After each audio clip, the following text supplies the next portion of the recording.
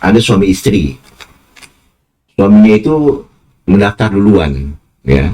Jadi sendirian dia mendaftar gitu. Ketika sudah 10 tahun, kemudian dia mungkin dapat rezeki, akhirnya ingin mendaftarkan istrinya. Atau terbaliklah, istrinya daftar duluan, kemudian suaminya belum daftar. Setelah 10 tahun menunggu, kemudian dapat rezeki, mendaftar nih suaminya. Nah itu bisa nggak suami istri itu disatukan dalam tahun pemberangkatan?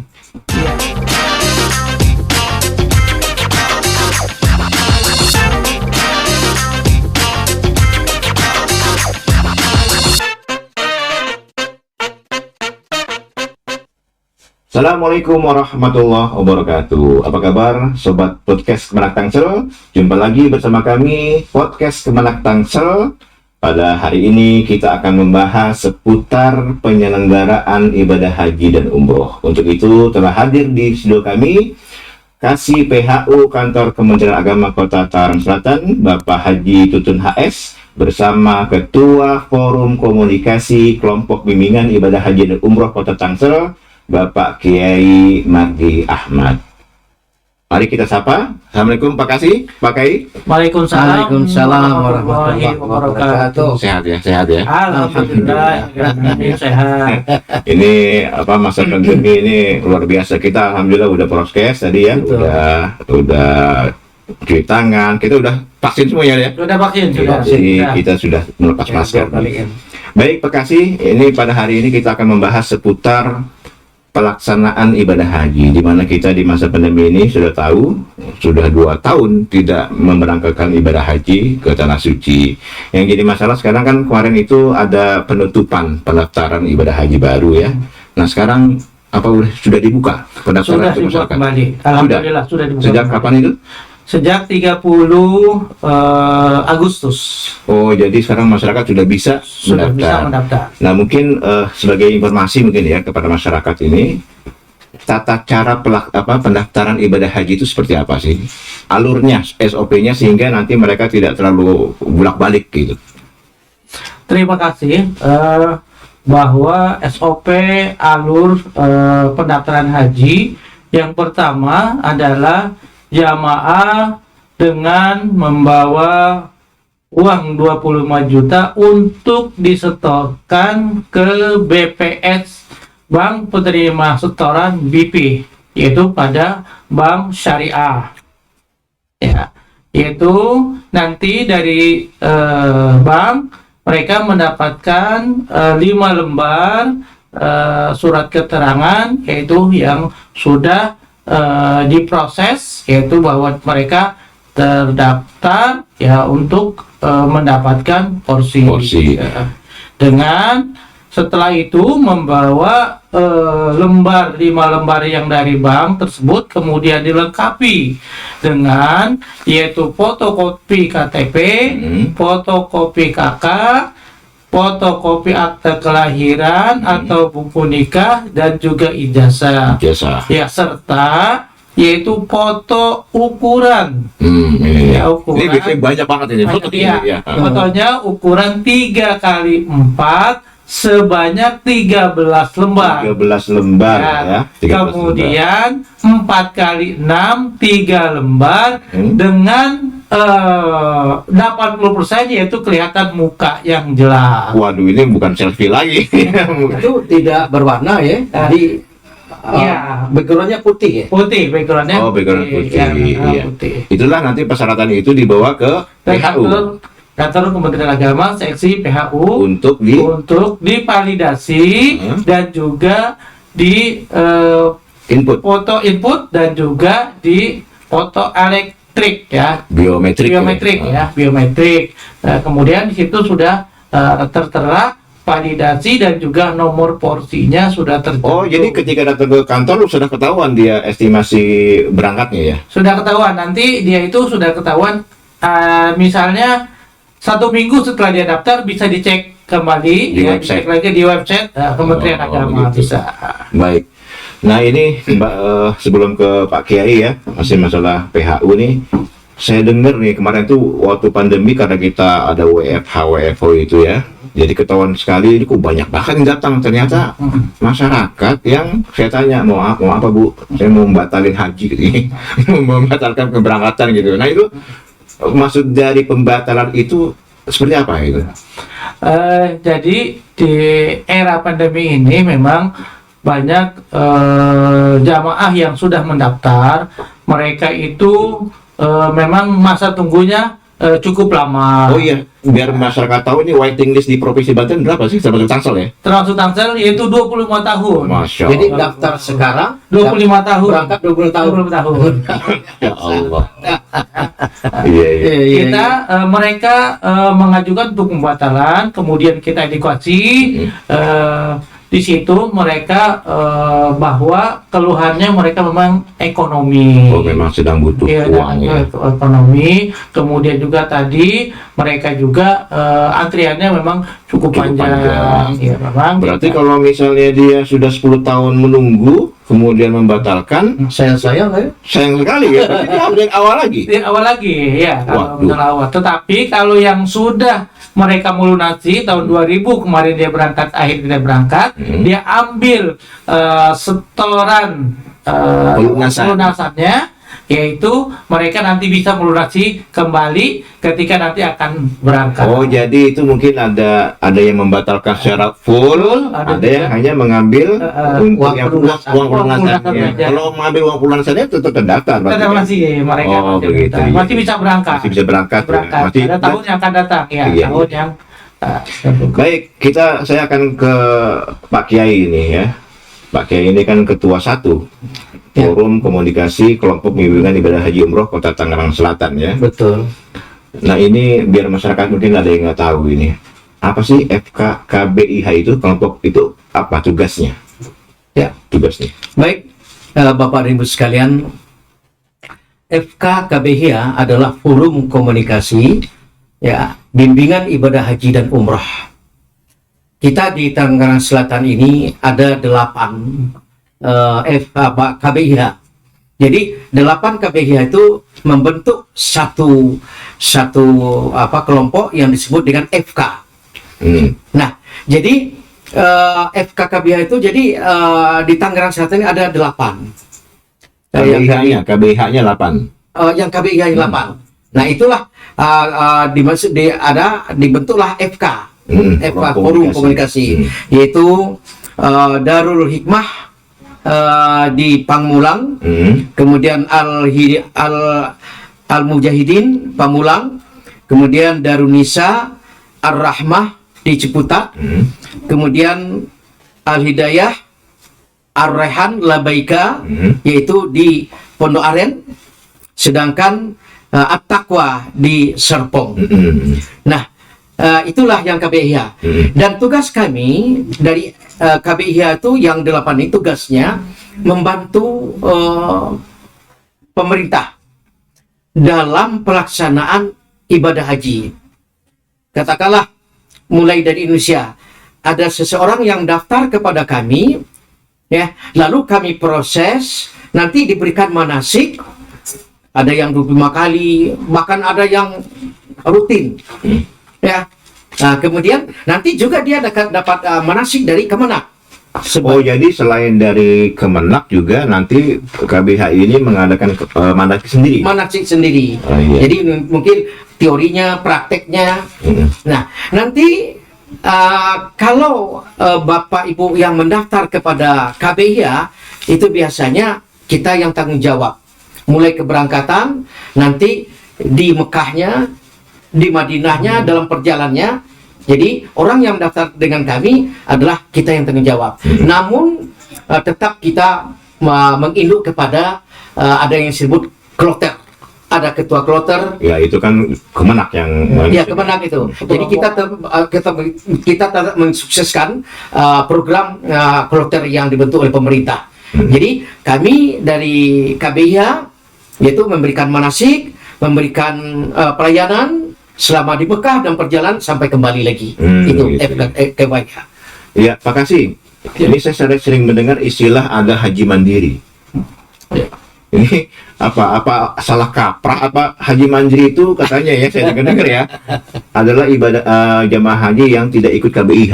Iya. Gitu kan? Kalau yang KBIH ya udah tanggung jawabnya penuh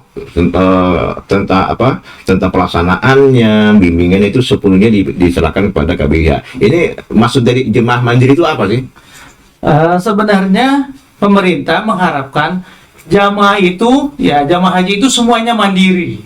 Baik itu dia tanpa KBIH, dia juga perorangan, dia itu kita harapkan semuanya mandiri, gitu kan, semua mandiri, di mana jamaah haji itu dapat memahami manasik haji, memahami manasik haji dan juga diberikan yaitu panduan-panduan selama di kota Mekah dan selama di Madinah. Jadi pengertian haji mandiri itu bukan berarti dia tidak bergabung dengan KBIH tapi maksudnya adalah bagaimana jamaah haji itu selama di Madinah itu di Tanah Suci itu bisa melakukan ibadah haji itu dengan mandiri. Ini salah kaprah lagi masyarakatnya. Jadi memang banyak Pak yang banyak kami katakan ada yang ini mandiri, ini masuk FK, KBIH. Sebenarnya demikian. Iya. Sebab yang mandiri itu tetap ada ketua kloter, ada pembimbing ibadah, masih ada pembimbing. Nah, kalau memang yang bergabung dengan KBIH memang itu memang karena katakanlah dia memberikan amanah kepada kita, memang kita layani.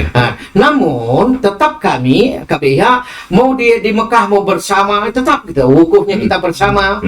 Namun kalau saya mengatakan apa yang katakan Pak Kasih tadi, haji mandiri itu bukan kita tidak masuk KBIH dan sebagainya, tetapi haji mandiri itu untuk melaksanakan rukun, untuk merasakan ibadah wajib haji, dia sudah sendiri, tidak lagi tergantung kepada orang lain. Oh, itu maksudnya. Ini biar masyarakat tahu ya. Jadi yang dimaksud dengan jamaah mandiri itu semuanya sebenarnya ya. Makanya dari KBIH ada beberapa kali manasik, praktek, ditambah dengan Kemenak ada berapa kali Pak Kasih? 8 kali di tingkat kecamatan, 2 kali di tingkat kabupaten kota. Praktek lagi. Nah, ini tujuannya baik dari Kemenak atau dari KBIH supaya nanti jamaah berangkat ke Mekah udah mandiri. Bukan dia masuk KBIH itu. Ini banyak Pak. Banyak yang salah kaprah. Akhirnya apa? Kita khawatir itulah yang kita katakan. Jadi maksud ijazah mandiri itu artinya dia berangkat ke Mekah sudah punya ilmu, sudah punya pengalaman, dibimbing oleh Kemenak dan KBIH. Jadi ini mah sebenarnya keberadaan KBIH itu justru untuk membantu Kemenak Memang Pak, kita keberadaan kita KBIH, kan KBIH itu ada di kota, ada di provinsi, ada di pusat, ada FK pusat. Kita tujuannya adalah membantu program pemerintah. Iya, betul. Tentunya bagi yang mendaftar kepada kami. Namun nanti dalam perjalanan kita satu kloter, kita tetap induknya adalah kebersamaan. Baik. Kemudian Pak Kasih, selanjutnya ini ada yang bertanya ini tentang apa sih istilahnya haji warisan gitu ya. Haji warisan. Jadi ada bertanya, bapak saya meninggal, dia sudah dapat haji gitu. Padahal tinggal 2 tahun lagi berangkat tapi meninggal. Nah, itu gimana kebijakan Kementerian Agama kalau misalnya ada seorang calon jemaah haji meninggal, apakah itu bisa diturunkan kepada ahli warisnya? Bagi jamaah haji yang meninggal, baik itu misalnya bapaknya atau juga ibunya, suami istri, itu misalnya dia meninggal, suaminya bisa kepada anak kandung. Kalau misalnya anak kandung yang nggak ada, ke saudara kandung. Jadi kayak sistem waris aja gitu. Bisa juga kepada orang tuanya. Kalau orang tuanya misalnya mau berangkat atau dia belum berangkat misalnya, bisa itu. Nah, itu nanti namanya pelimpahan porsi namanya. Namanya pelimpahan porsi. Itu cukup datang ke Kemenak aja. Iya, nanti datang ke Kemenak, nanti mereka ada persyaratan-persyaratan di Kemenak, nanti harus persyaratan tersebut dipenuhi gitu. Kemudian nanti kita buatkan rekomendasinya, kemudian nanti dibawa ke Kanwil Provinsi. Begitu. Baik, ini juga banyak pertanyaan. Saya mau banyak sekali pertanyaan dari masyarakat itu cara mendaftar haji, ya. Jadi kita sudah menjawab, tapi tetap aja banyak gitu ya. Ini apakah peran KBIH apa bisa mendampingi calon jemaah haji untuk mendaftarkan dirinya? Jadi artinya calon itu hanya terima beres lah. Kan mungkin dia harus ke bank dulu, ke situ, wah ribet ya. Nah, karena tidak ada yang mandu gitu. Ya. Nah itu peran dari KBIH bisa. Ya, itulah dari kami sebagai KBIH membantu program itu. Dulu memang jamaah itu tidak perlu pergi kemana-mana, ya.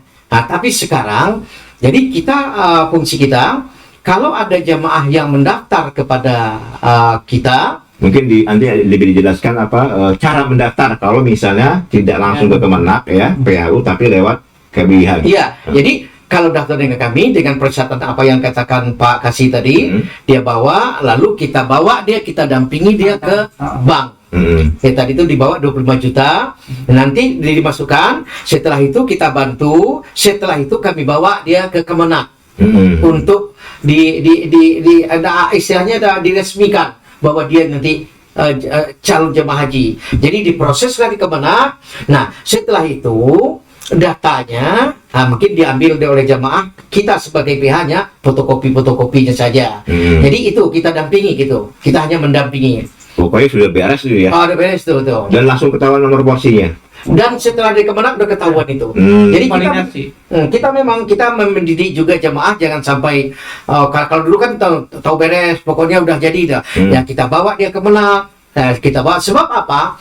Pernah kami mendengar bahwa ada orang mendaftar tapi dia tidak tahu. Pokoknya Bapak berangkat tahun sekian. Nah, ini ada yang seperti itu. Nah, oleh karena itu, untuk tahun ini pemerintah lebih apa lagi? Jadi, kalau mendaftar ke KPH, kita bawa ke bank BPJS-nya, kemudian nanti kita bawa ke Kemenak, dan itu selesai, baru dia sudah resmi terdaftar gitu. Jadi sebenarnya mungkin lebih simpel kali ya, kalau bagi orang-orang yang malas bolak-balik gitu, nah, itu, Pak Kasih tidak tahu persyaratannya, Pak Kasih ya. Jadi mungkin bisa diarahkan ke KBIH ya. Nah, ini yang masalah kok Kemenak sendiri ya itu kan sudah melakukan bimbingan manasik di KUA itu 8 kali tadi ya, tingkat kota 2 kali gitu, berarti 10 kali, tapi di KBIH sendiri mengadakan 25 kali. Iya, ada yang seperti itu kami. enggak, maksudnya materinya itu gimana? Disinkronkan dengan Kemenak atau bikin panduan sendiri? Nanti bisa saja ada yang mensinkronkan dengan Kemenak dan ada buat sendiri programnya. Nanti tetap kita laporkan Kemenak ini mana yang kita berikan. Dan biasanya dalam sekian banyak itu kita akan berikan kepada apakah kasih, apakah kepala.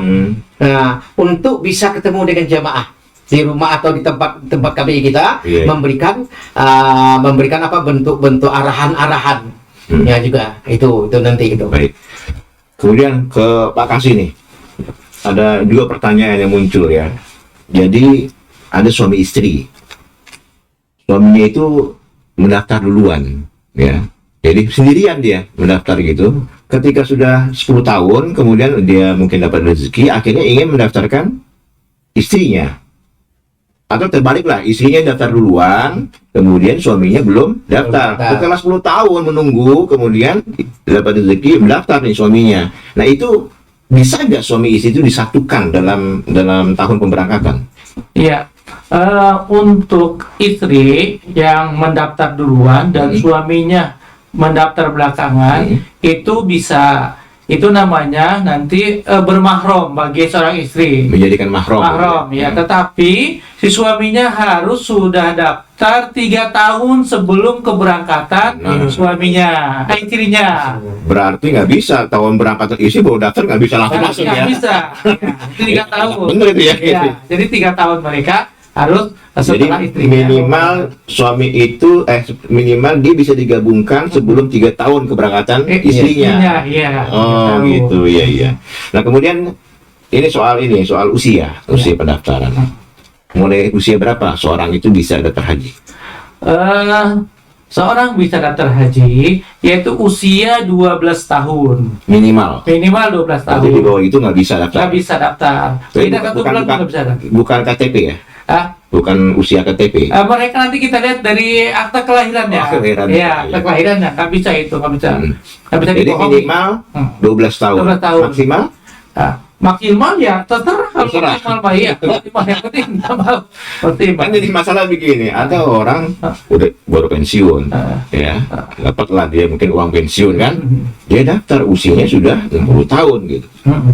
Nah itu kan kalau misalnya 25 tahun waiting listnya sekarang ini, berarti usia 85 tahun dia baru itu untuk bawa tongkat itu kan. Nah ini untuk kebijakan dari Kemenak, bisakah orang-orang tua yang sudah lansia, usia lansia gitu, lebih mendapatkan prioritas untuk berangkat lebih dulu?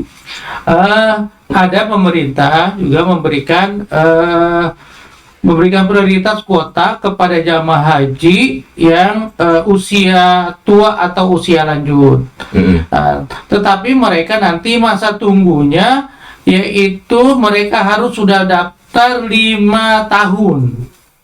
Ya. Jadi 5 tahun sebelum berangkat. Sebelum berangkat ya. Usia tertua ya dan atau masa tunggu di masing-masing provinsi. Nanti ada kuota provinsi diberikan oleh pemerintah. Kuota tiap provinsi beda-beda ya. Beda, nanti akan diberikan yaitu usia lanjut. Berapa Itu nanti di provinsi? saya dengar tuh ada gelombang 1, gelombang 2 gitu. Apa tuh? Untuk penentuan lansia itu masuk ke dalam gelombang 2 dulu apa? Atau gimana? Enggak, nanti dia mau terakhir biasanya. Terakhir ya biasanya. Terakhir gitu. Jadi nggak langsung mendapatkan itu kan? Dari itu Jadi dilihat dari mungkin ada yang batalin. ada ya gitu bisa. kan?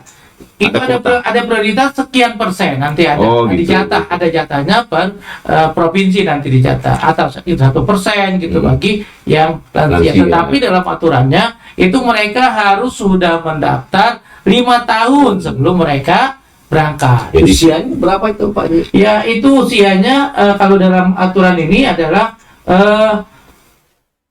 yang diambil yang tertua dulu, misalnya 90 tahun terus urut ya. Yang diangkat itu. Yang diangkat itu yang C. Jadi ya. dipangkas yang paling tinggi umurnya. Yang itu dulu ya. Sekarang 90 tahun habis 90 89 terus gitu ya. Sampai 60 tahun.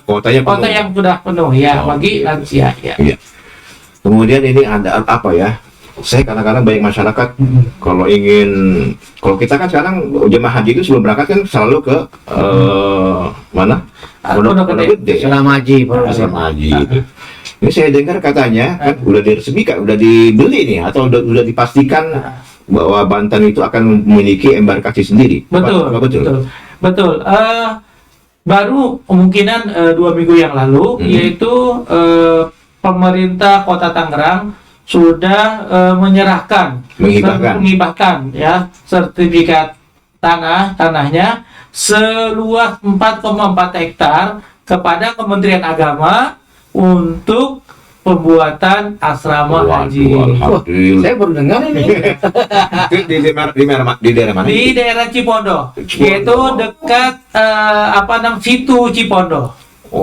Jadi nanti pagi kalau kita dari Tangsel ini kita tidak kumpulnya bukan di Pondok Gede lagi. Nanti kita kemungkinan 2022 insya Allah udah mulai. Jadi dari asrama haji kita langsung ke bandara. Dia mau ke bandara. Luar biasa enak. Kita saya tidak dengar baru kali ini saya dengar ini ada apa?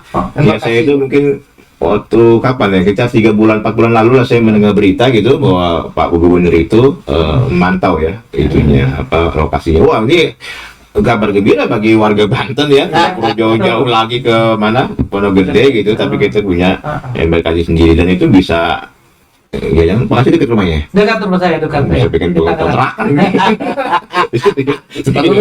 Iya. Iya. Nah ini kan ibadah haji ini ibadah yang yang rukun Islam yang kelima wajib bagi yang mampu gitu kan. Tapi kan banyak juga orang yang mampu punya harta gitu tapi menunda-nunda. Padahal dia tahu waiting listnya itu sangat jauh sekali kan, sangat lama sekali kan. Ini mungkin ada pesan dari Pak Kiai atau Pak Kasih bagi masyarakat kita yang sudah punya kemampuan ya. Minimal kan dia punya uang 25 juta ya. Betul. Kalau punya uang tuh apa harus gimana? Buru-buru daftar, tutup mata atau gimana? Kita mengharapkan kepada masyarakat yang sudah mampu ya, karena rukun Islam yang kelima itu adalah haji jika mampu. Jadi kalau bisa ya segerakan, yaitu untuk didaftarkan ke Bank Penerima Setoran yang 25 juta. Jadi ini masyarakat harus tahu bahwa uang yang 25 juta itu disetor bukan ke Kemenak ya, Bukan. tapi ke bank Bank penerima setoran yang sudah ditunjuk oleh Kemenak ya, Bang Syariah. nanti dikumpulkan di BPKH, Badan Pengelola Keuangan Haji. Iya. Ya, gitu. Kita tidak, Kementerian Agama tidak menerima Iya, betul. uang pendaftaran haji Karena tersebut. ngerinya nanti ada masyarakat ada yang bilang, waduh Kemenak banyak banget duitnya nih. Jadi bagi mereka yang sudah mampu segera daftar. Daftar. Begitu baik. Betul. Jadi begini, saya kata ulang lagi bahwa rukun Islam yang kelima, haji ke Baitullah, itu bagi yang mampu. Untuk itu kepada kaum muslimin yang punya uang 25 juta, segera, jangan tunggu lagi. Sebab ini adalah wajib hukumnya karena sudah mampu. Ada alasan sebagai belum ada panggilan. Apa itu? Gimana itu? Ayo, ente udah mampu banget nih, belum ada panggilan, alasan itu Sebenarnya gimana? panggilan itu sudah tersirat kepada dia mampu. Sebab dalam hukum itu mampu, bagi orang yang sudah mampu wajib dari situ. Jadi itu sudah bentuk panggilan. Ya, kalau kita tunda-tunda nanti, makanya Nabi pernah menyampaikan badirul a'mal, segerakanlah beramal. Jangan ditunda. Kita nggak tahu hari ini kita punya sehat, besok belum tahu. Hari ini kita punya uang, besok kita belum tahu. Betul. Nah untuk itu, kalau kita sudah daftar 25 juta ke bank yang sudah ditunjuk oleh pemerintah, udah anggaplah itu duit hilang untuk investor kita di akhirat. Jangan diambil-ambil lagi. Insya Allah pahalanya nyampe kali ya. Oh iyalah. Jadi saya mengatakan kalau orang sudah dapat nomor porsi, berarti kaki kanannya sudah sampai di Mekah. Tinggal yang kiri. Kapan itu yang kiri? Kalau sudah nanti waktu pelunasan. Jadi banyak memang jamaah itu menunggu kapan lagi. Ya sebab apa? Kita tahu nggak tahu nanti umur kita ini. Sekarang kalau udah daftar, seandainya dia meninggal, itu kan tadi sudah Pak Haji sudah katakan Warisan. bisa diwariskan kepada anaknya. Justru jadi amal Jadi nggak jariah. hilang itu Iya, di proses gitu. Oleh karena itu kami dari pimpinan KPI Harihan yang alamat kami di Pondok Betung, Pondok Aren, kami menghimbau kepada jamaah kami juga yang waiting list yang banyak ini, pada masyarakat semuanya, mari ya, sudah mampu kita 25 juta, jangan tunggu lagi, daftarkan segera. Ya, masalah berangkat kita serahkan kepada Allah. Iya.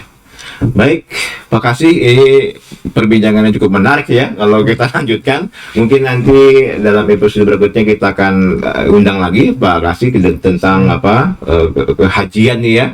Karena banyak masyarakat yang banyak yang mengeluh karena 2 tahun ini tidak berangkat ya. Iya. Kemudian ya banyaklah keluhan. Semoga dengan perbincangan kita di podcast ini dapat memberi pencerahan pada mereka. Amin. Baik, terima kasih Pak Kasih dan Pak Kiai telah hadir di saudara kami. Kami berdoa semoga Pak Kasih dan Pak Kiai selalu sehat. Amin. Dan semoga apa yang kita rencanakan untuk niat ke Baitullah itu segera terlaksana. Amin. Sahabat podcast keberangkatan yang berbahagia, demikian perbincangan kami bersama Kepala Seksi PHU Kantor Kementerian Agama Kota Tangerang Selatan, Bapak Haji Tutun, dan Ketua 1 Forum Komunikasi Kelompok Bimbingan Ibadah Haji dan Umroh Kota Tangerang Selatan, Bapak Kiai Mardi Ahmad. Sekian, mohon maaf atas kekurangan, semoga bermanfaat. Jangan lupa like, subscribe, dan share channel podcast Barat Tangsel. Kita jumpa lagi dengan topik dan tokoh yang luar biasa. Demikian, Assalamualaikum warahmatullahi wabarakatuh. Waalaikumsalam.